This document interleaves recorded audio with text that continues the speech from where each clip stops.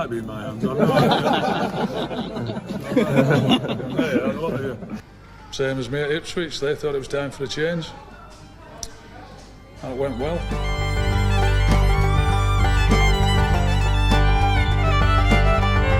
What happened before the game? The team bus Broke down. Expand and break down. Wouldn't go any further.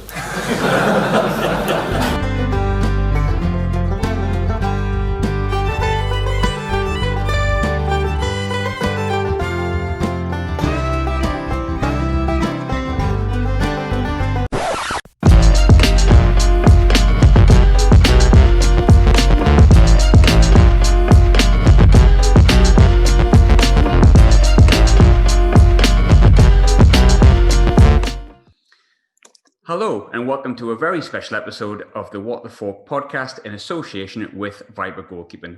I've been very lucky to have numerous big names on the podcast, but when it comes to characters, I don't think there's many better than the man I'm about to introduce. So to discuss his time at Sunderland AFC between 2003 and 2006 is the iconic Mick McCarthy. How are you doing, Mick? Are you all right? I'm fine, thanks. I'm better than that. I'm great, thank you. Yeah. Fantastic. I think. How are you doing? You all right? I'm getting by, mate. Yeah, not too bad.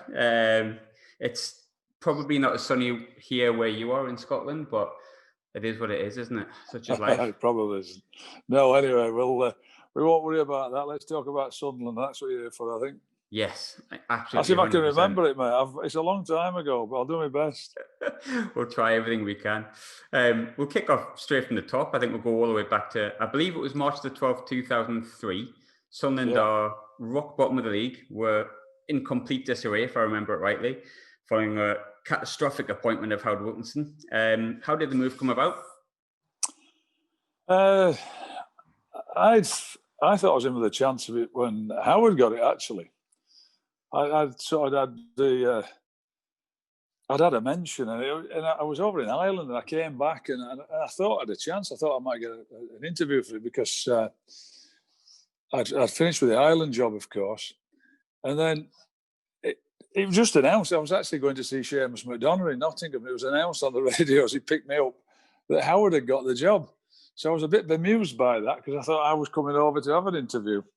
Anyway, when it did happen, it came out of the blue, as they always do. Yeah. Very rare is it you get too much time to plan.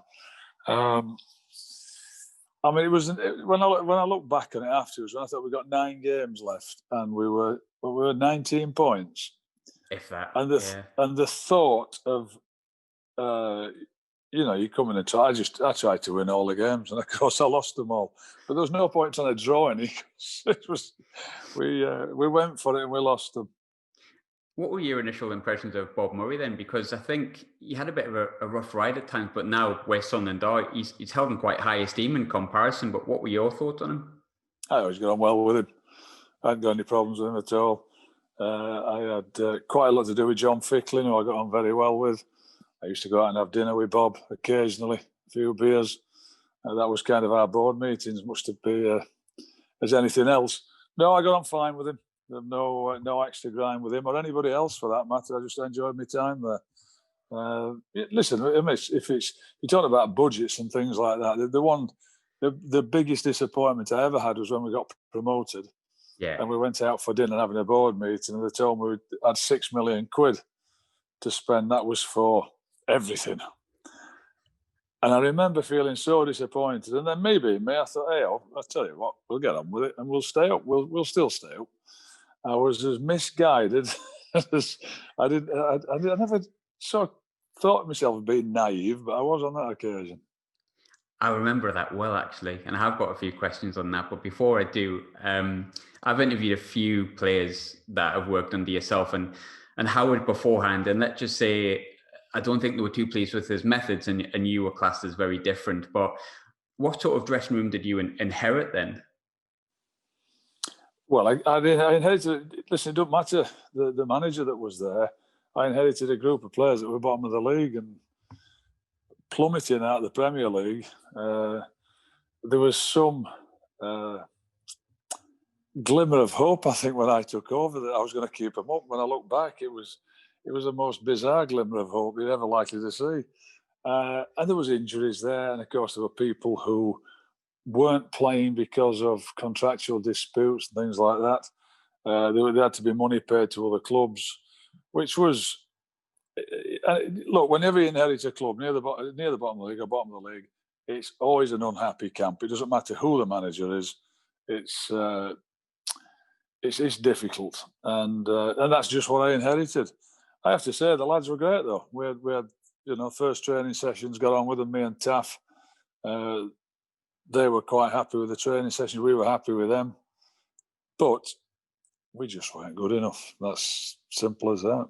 Yeah, I think it's like you say, simply put. Yeah, pretty much. As it was, the final 9 Premier League games you had, as you said, you went to sort of win them. But I suppose the more games we lost, you were probably thinking towards the next season. And I think you changed a few of the players around, specifically in the last couple of seasons, to try some people out. But what was the most important thing for you to find out about the squad in those 9 games moving forward? You know what? I mean, if you look back on that and the squad, and I remember I looked them up, and I've had to look them up again here because I can't remember them all. But the players that left were like Stefan Schwartz, David Bellion, Jürgen Macho, Lilian Lizanz, Bernd Haas, Gavin McCann, Jody Craddock, Tommy Sorensen, Kevin Phillips, Nicholas Medina, Tor Andre Flo, Claudio Reyna, Emerson Tome, Michael Gray. And Uncle Tom Cobley and all. It was so they all left, and I remember saying, wow, when I started looking the names up, I thought, do you know what? I did a better job at Sunderland than I ever thought I did, because then we started signing. We took all loans and frees. Yeah, we took in. It wasn't always at the same time. We swapped Darren Byfield for Michael Proctor. He come and scored in his first game at Watford. We picked him up at the roundabout in Barnsley, for heaven's sakes. Stuff like that. It was honestly, it was some of the stuff for what Sunderland looks like, the club. It's magnificent, and I loved it. And I think about that training ground of the stadium. And I always used to take players when I'd signed them. I used to walk them into the director's box and let them see it.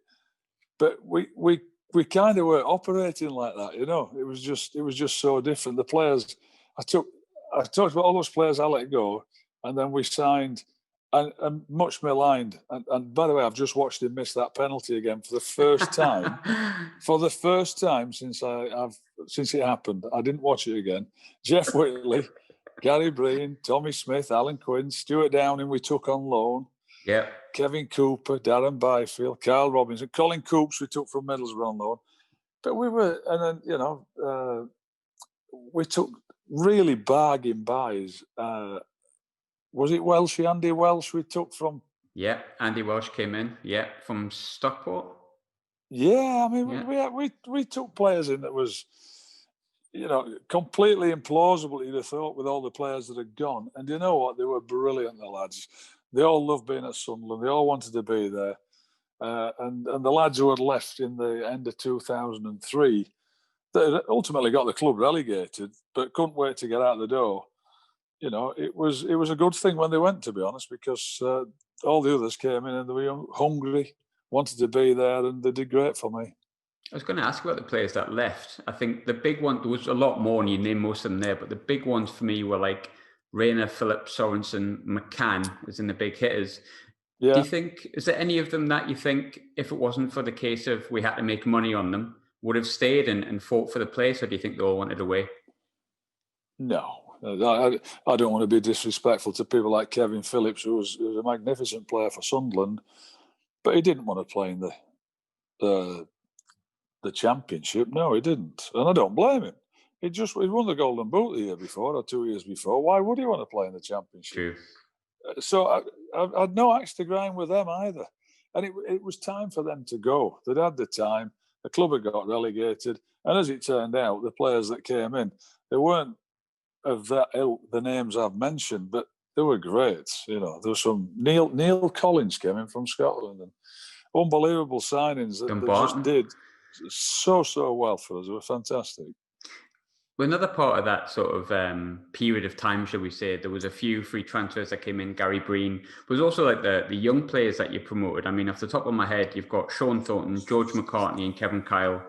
All didn't just become bit part players; they became a real part of the nucleus of the squad. And I think, in particular, Kevin Kyle always struck me as a Mick McCarthy player, whatever that may be. I knew that you loved him; I could just tell. But what was it about Kevin Kyle and George McCartney and the young players that you enjoyed so much that you'd give them a chance? Well, I love Kyle because I thought how much I always used to play against players like him, and they're a real handful. You know, he could handle himself. He was actually good on the deck. Kevin, a big, powerful lad. He could run the channels, and he used to upset defenders. Well, if you upset defenders, you get chances off them. It was sad for him because he ended up having a hip injury, operation, I think, a couple of times, and put him out for a long, long time. We took him down to Wolves then, myself and Taff. He came down there and trained. I think he played, if my memory serves me right, but he certainly came down there. George McCartney was just terrific. I mean, he was up and down that left side. He was fantastic and real tough left back. I really liked him. So yeah, I thought he was a fantastic player for us. And Sean Thornton, wow! I mean, he gave me as many headaches as he did. He gave me, wonderful days because he got a wonderful talent, but it was a challenge. Let's just say that it was a challenge. I was going to say, because I've interviewed Jeff Whitley, and Jeff Whitley, I think, has been quite open and honest in that he was difficult and he had his problems and he's come through them and he's doing really well. Yeah. But Sean's kind of, no one really knows what's happened to him. But how difficult was Sean Thornton to manage? Not in terms of any aggravation with me, because if I said anything to him on the training ground, he did it. And if I said him, but he did have a penchant for a couple of pints, him and Jeff, and going out on a night when they shouldn't be going out, because that's just what they did. And I mean, he was a lovely kid, actually. He really was a lovely kid, but he wanted to do the things he shouldn't have been doing when he was a professional footballer. And he was as daft as a brush at times. And Jeff, of course, was older than him, and they birds of a feather. They said flock together, and them two linked up, and they caused me a few headaches. The pair of them did, but equally, I love the pair of them. To be honest with you, they were great. You feel like Sean could have done much more than he did? Well, probably a stupid question because of how talented he was, but he should have done more. No, I don't think so. I know he could. He was out and doubted. He got a wonderful talent. Some of the goals he scored and free kicks he scored. And he's one of those players that the crowd all loved and thought he should be playing all the time. But there were sometimes he caused us as many problems as he caused the opposition, I'm afraid. But that was him, and he played off the cuff, and he was one of those a bit cavalier. And the things he did, of course, entertained. But I'm talking about a hard-nosed professional like me and like Taff, and we're seeing the other things in the game. And it was sad, actually, that he didn't really fulfil his potential, although I think some would still say he had a good career there. Yeah, he didn't do too bad. It's still a career, isn't it? But I felt like he could have been Premiership level at points. There's got to be a story I need to ask you about here, and I hope you remember it. But I was talking to Matt Piper, and I don't know if you've come across this, but he was speaking about a time he came back from an away game, and there was some Newcastle fans shouting at you in the airport. Do you remember that? I do, yeah. Yeah.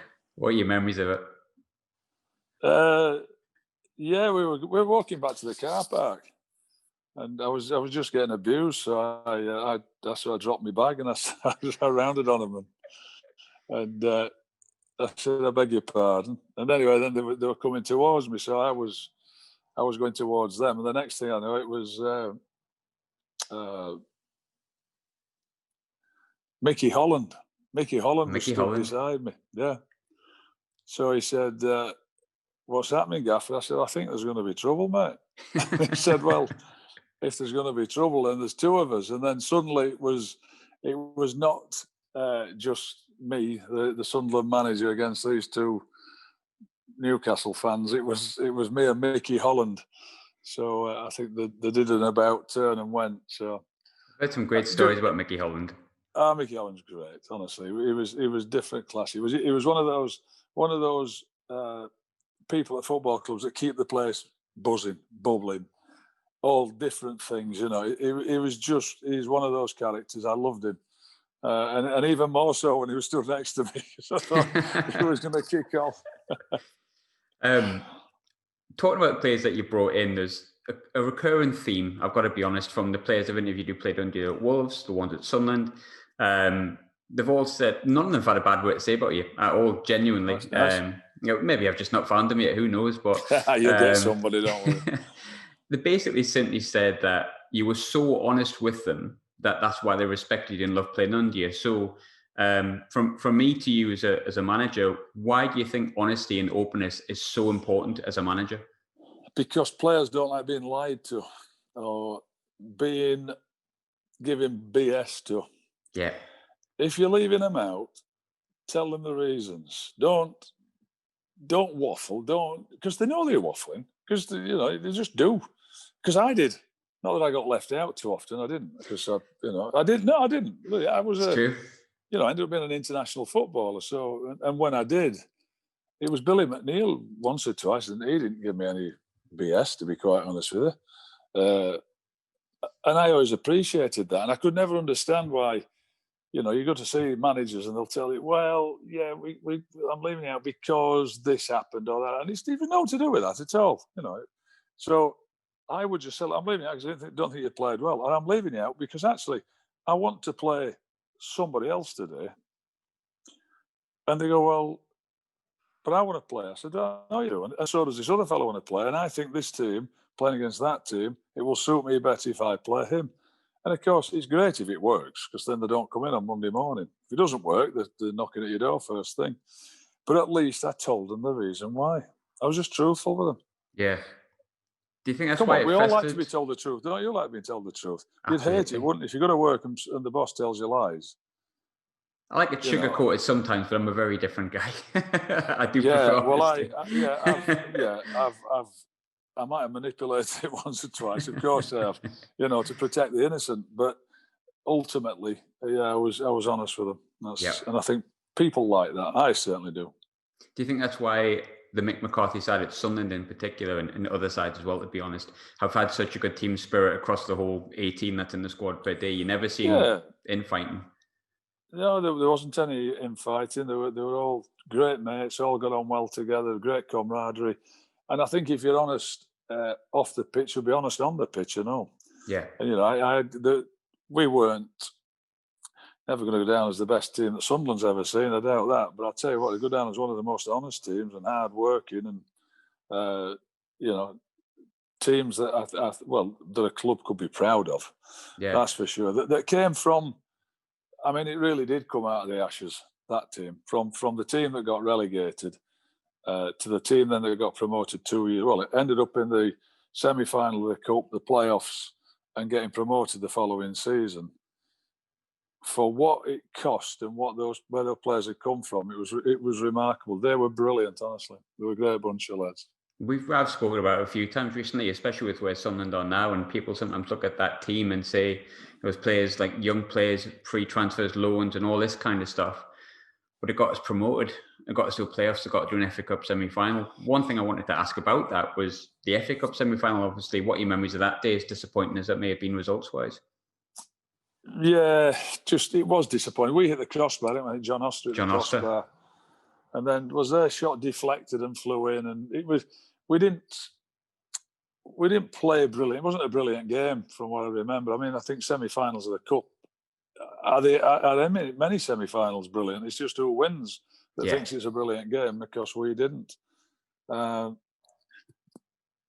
I can't remember much of it, I have to be honest.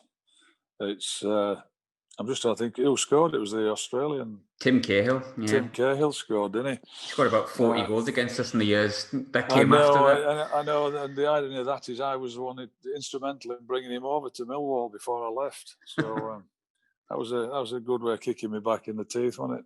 Good player, to be fair. I was a fabulous player, to be honest. Now the game was a non-event really, and we hit the crossbar. There weren't many chances in it. they nicked a goal and that was it. And it was just a big disappointment for us. Yeah. Fabulous day up until kick-off was one of those days, wasn't it? Yeah. As it was, you mentioned it a bit before, but Jeff Whitley's penalty is one of my, at the time it wasn't, but it's one of my funniest memories of you personally because of your reaction. If you remember, what was going through your head as he took it? We'd been practicing those penalties all week, and I said to him, I said to them all, and they were messing around. They were fluting around on the training ground, like dinking them. I said, hold on a minute, let's just clear something up here. If you're taking a penalty, you pick your spot, you put your foot through it, hit it with some force, and if he saves it, I can't do it about it. I'll forgive you. But I said, if you're going to do one, and of course, when he steps up and he does that chip, my God, I was incandescent with rage. I can't tell you how angry I was. In fact, when I went back into my office, there's an office there where the managers, coaches get stripped and have a drink afterwards. I threw a cup at the wall, and the indentation was in there. It must have been an inch deep in the wall, and it smashed everywhere in the cup. And then someone came in and said, "Oh, don't worry about it, Mick. We'll have that repaired." I said, "Don't you effing touch that. You leave that. And you repair it when we get promoted." Anyway, thankfully it was repaired. It was repaired in 12 months' time. I was raging. I was raging at him. I was raging at everything that we'd lost. I'm raging. I'm still raging now, even when I see the foul on Mark Boom. Oh, for the Palace goal. For the Palace goal. Yeah. And I watched that for the first time back a while ago, and it still annoyed me, and it still upset me, and it would now if I watch it. So there was all that going on, and then I'd a right blast at Jeff, and I actually phoned him on his way home. Then I had to phone him and apologise for my. Not so much for me. Maybe what I said to him. I guess I slaughtered him. I think, but he didn't deserve that because he'd done so well. But people make mistakes, but that was me. I was angry. I was upset. I was hurting. I'm afraid. I think there's a few of us that night, if I remember rightly, but put right a year later. But a big part of putting that right, and we talked before about young players being brought in and stuff like that with McCartney, but you inherited and brought in a lot of players that nobody knew the name of, and they ended up becoming solid professional Premier League footballers, not just good Division 1 or Championship players. So you brought in Whitehead, Lawrence, Stephen Elliott, Danny Collins. They were the standouts. Yeah, they did well. What made you so sure that they, going down that route of youth and the likes of Gary Breen, that experienced Marcus Stewart, was the right path for that season? Oh, they were my kind of players. Liam Lawrence, they were the young up-and-coming ones. Dean Whitehead. We went to watch them, of course, and scouted them and liked them. And they could have just brought a breath of fresh air into the place, as well as energy and legs. Danny Collins was an absolute no-brainer. I saw him. He was playing for Chester. We played against him in the Cup, didn't we? Yeah, League Cup, yeah. And I thought then that we could sign him. I thought he was different class, Danny. Man, as the other two were. Who was the other one we mentioned there? Stephen Elliott. Oh, Sleeves was, yeah. We'd seen him. And Dave Bowman, my chief scout at the time and still works with me now, who lives up in the northeast. He knew them from Manchester City. We'd seen him. We decided to take. Well, we took him on loan first, or did we sign him straight away? No, he signed him on a free transfer. That's and right. He signed him on a free transfer. We'd seen a little bit of him, and we'd been watching him, and thought he's definitely worth a chance. He's just a goal scorer, and he scored on his debut. Then he went in, almost run from the halfway line and scored. True. And I thought he was. I mean, he was brilliant. To be fair, I think sadly he got some injuries. I'm still in touch with Sleeves. I'm still in touch with loads of them. I hear from loads of the guys. But Steve Sleeves, is he? Do you know why he got called Sleeves? It was something to do with him pulling his sleeves down over his hands or something like that. Is that right? It was. I think I understand was there was something like going into a fight, and he said, "What is it? Sleeves up." "Oh, like roll your sleeves up," you know. And he said, "Sleeves up," and all the lads all looked at him. Just stuck. You what? And he got sleeves, and it stuck. And I still call him that now to this day. I think you still call that on Twitter and all these social media and stuff like that. Good lad, though. He's a great lad. Great lad, really yeah. is. I really like Steve. Talking about players that you brought in, a lot of the times, and a lot of people speak about the characters you need at Sunderland to be a player that's successful, that can at least take Sunderland. I think you've got a good idea of it. What kind of character, what type of character do you think you need to have to succeed at Sunderland as a player or as a manager? Well, I tell you what, why I think it really worked with us is because they weren't. I don't think they thought they were Sunderland players when they came here of the year before, when they were in the Premier League and everything was glittered was gold. The lads, the likes of Andy Welsh and Neil Collins and all the lads we've gone on to mention, Dean Whitehead, Liam Lawrence, they wanted to aspire. They were aspiring to be Sunderland players. They were aspiring to be, playing for a bigger club, playing in that beautiful stadium, and it inspired them. And they ran around and they worked and they all wanted to get better. They weren't lads who were brought in with a reputation and then found out that they couldn't live up to it. And I just saw that in abundance. I mean, I saw it when I signed players in the Premier League. It went the other way. Players who I thought would be good for us didn't hack it, So, but the lads I just thought they were up and coming, wanted to play. They were good characters. They were good players in their own clubs as well. Yeah. Liam Lawrence was their top player. Dean Whitehead was the top player. Welsh had been doing well at Stockport, but that was Taff. Taff had seen him playing a game and said, "Listen, we ought to have a look at him." We did, signed him. They just they all gelled together. It was great, but it was. You said before about that honesty. They were all in, all grafting, all wanted to do well. It was such a lovely atmosphere to work with them all. When it comes to, I know this is like asking me to pick your favourite kid, but who do you think was your best signing for Sunderland? Oh, that's a good one.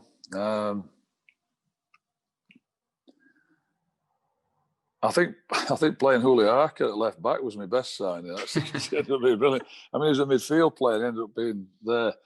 Best signing, Breeny was a good signing. Breeny, yeah. and I signed him at Wolves. He really was.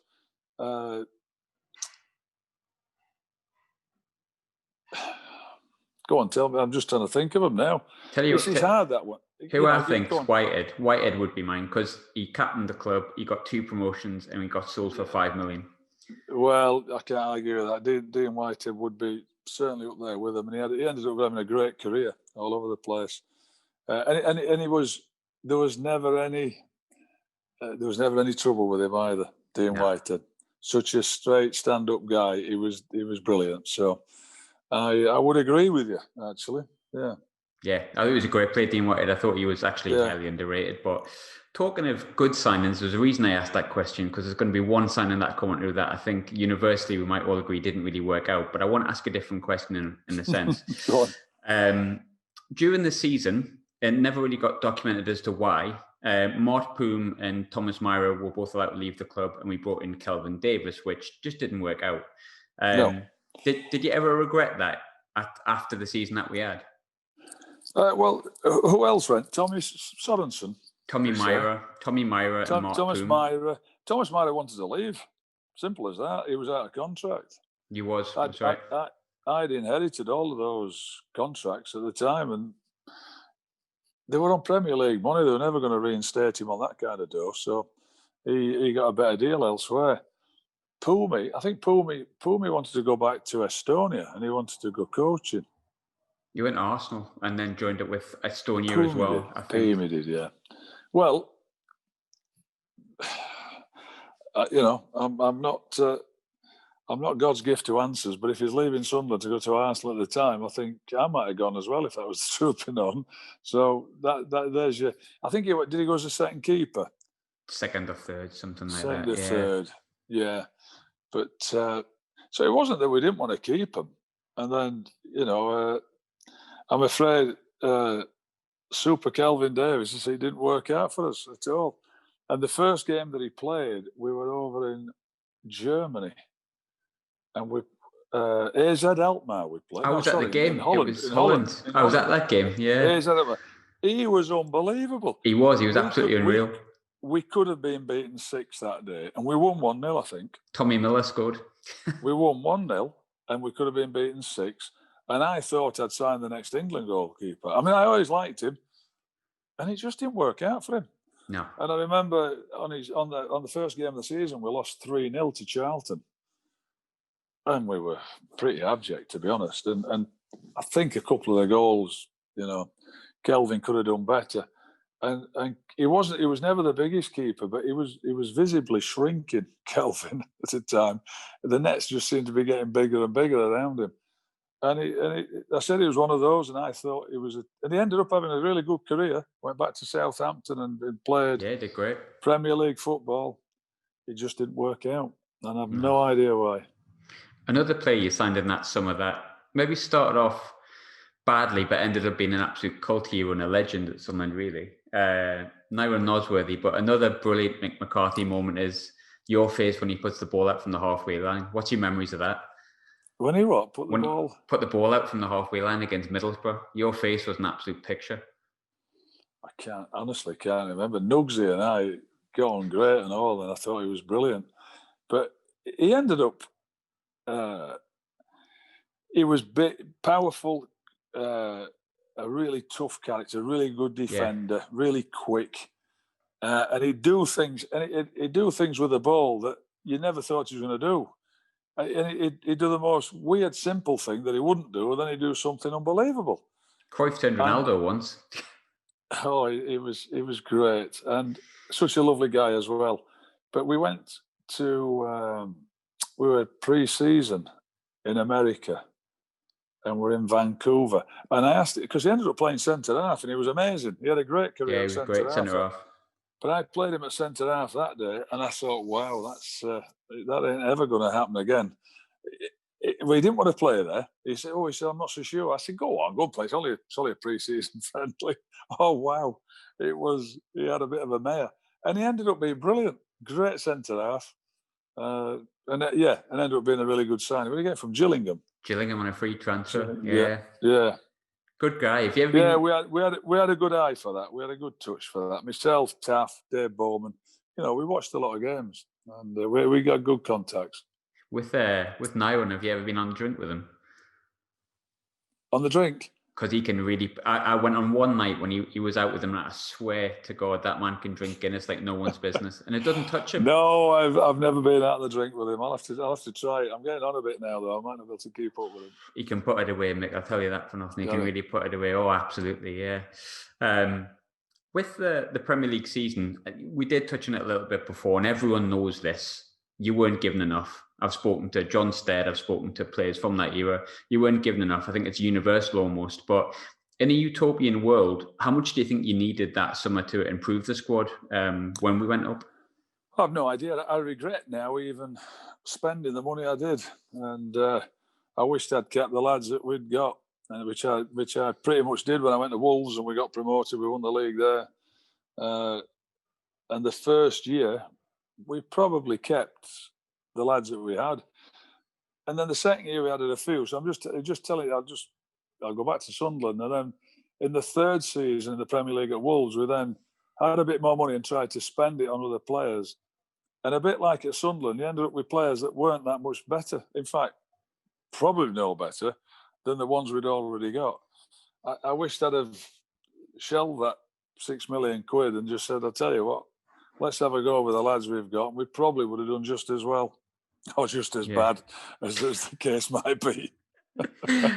It was, I spoke to Julio literally 2 days ago, and every player said the same. We never got hammered that season.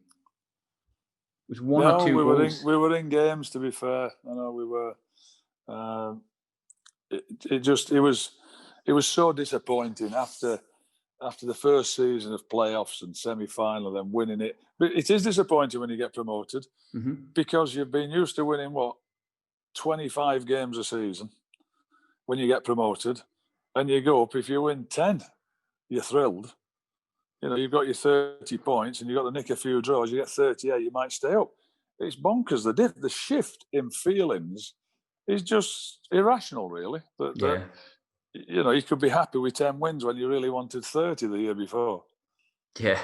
And I think, what did we get that year? 3? 25, 20 some, you know, the difference is incredible. Yeah. When it comes to that season in particular, and I'm probably speaking personally here, but I think people will agree with me on it. You were sacked almost 3 seasons after you'd been appointed, and it was after we got beat at Man City, because I remember I was there. So when it comes to your sacking and stuff like that, I mean, I remember you were in your car and you got interviewed beforehand, and yeah, look, it was a poor season and we did struggle an awful lot, and I think we knew early on we were going down because not enough was invested. But I think people thought you were dealt quite a tough hand. I don't really think anyone looked at the manager as if it was your fault. Did you feel similar to that, or did you see it coming? Oh, I could see it coming, yeah. I actually think, I don't know if you remember, we played Spurs. Was it the week before we played Manchester City? Got beat 3-2. And we drew. Daryl Murphy scored an equaliser in the 90th minute. Yeah. And I remember going into the boardroom after the game, which I went in after every game to see them, the directors, and I got a real sense of disappointment that we'd actually drawn, that we'd equalised. Honestly, I thought, wow. And I remember saying to Fiona, my wife, I said, I think I'd have gone after that game had we lost it, but because we'd drawn it, it was probably difficult to do. And yeah. I might be wrong, but there was 1 or 2 people I got a real sense of disappointment from. That it wasn't jubilation that we just nicked a point out of Tottenham and we might have a chance of staying up. It was completely different. I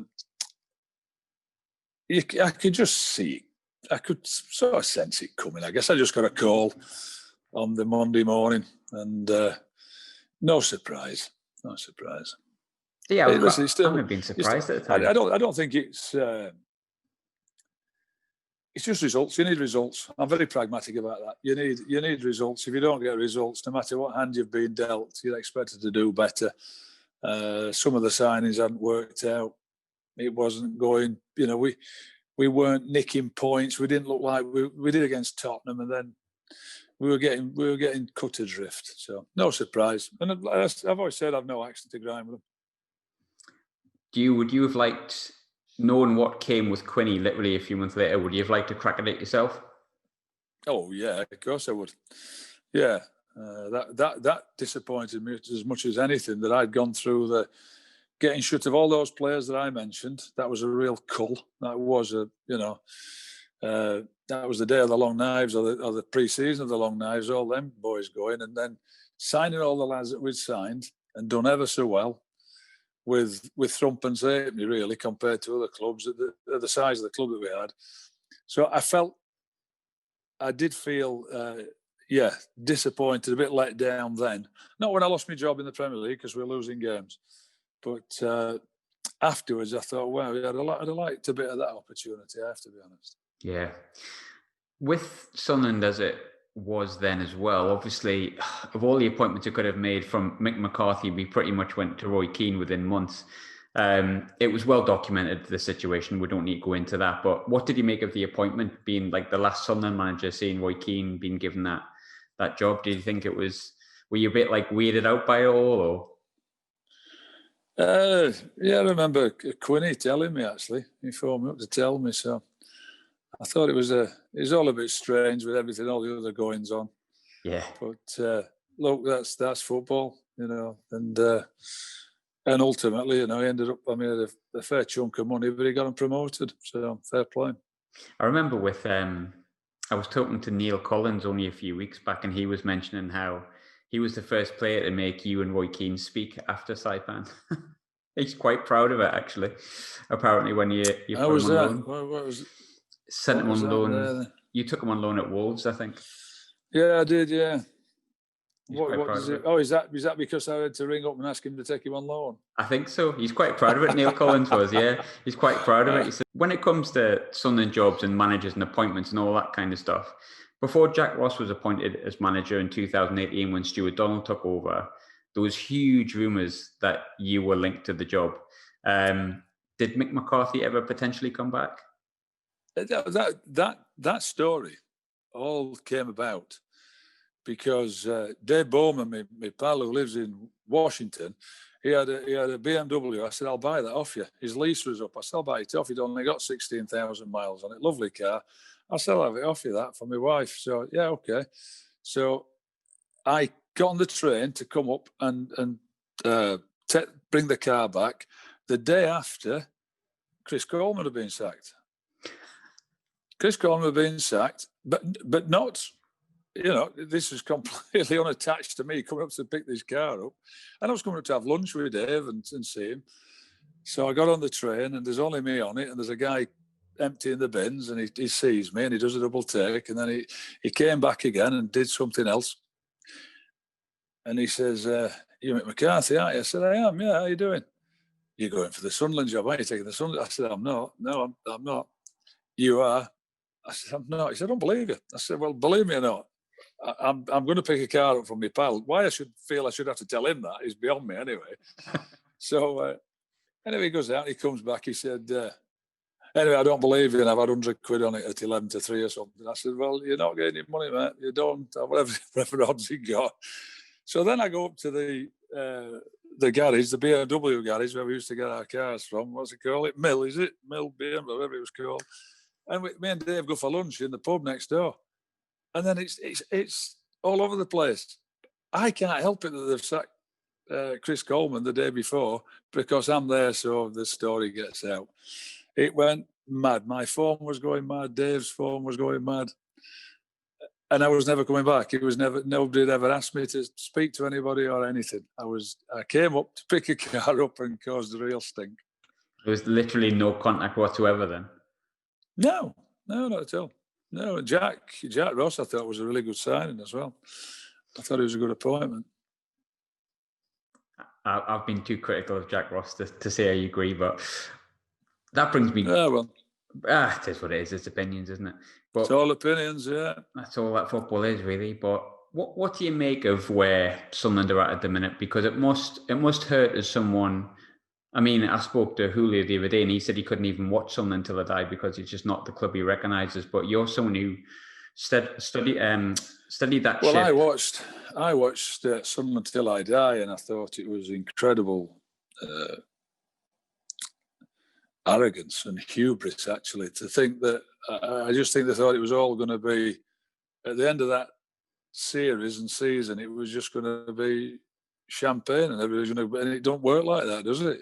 So I would hated to have been involved in that.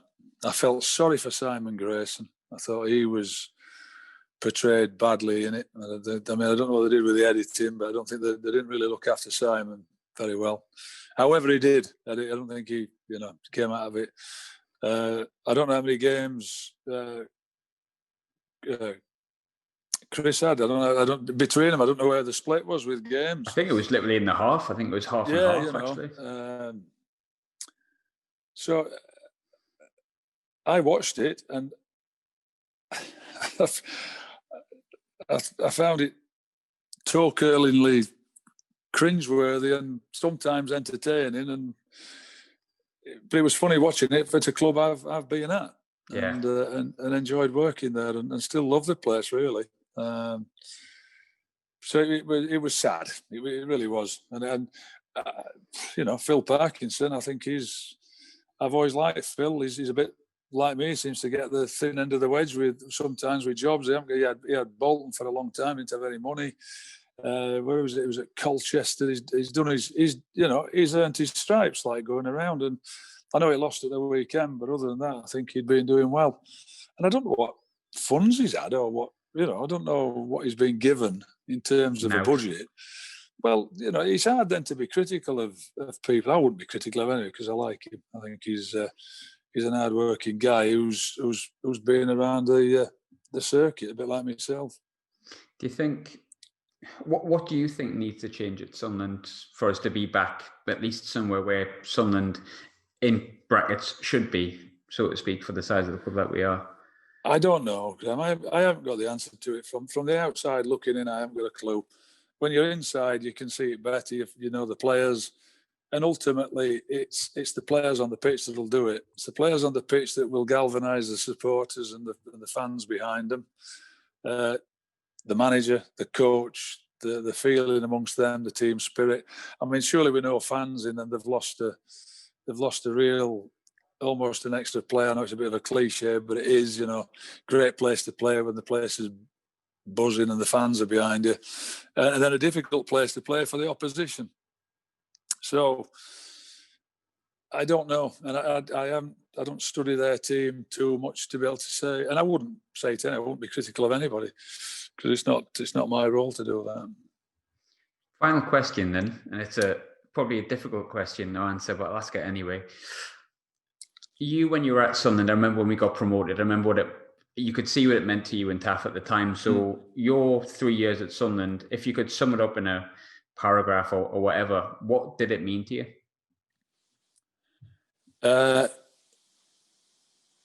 Pretty much everything, because I thought it reinstated me as a serious coach and manager from having been in the World Cup of 2002 and then leaving the way I did from Ireland. I needed to have a job that I could knuckle down and be a success at. And there was no better job, really, than Sunderland, who got relegated with, 19 points, and then to rehabilitate myself and the club at the same time is what we did. I got myself back on. Not that I was ever off track, but I needed a job that I needed to be a success at. I'm saying that.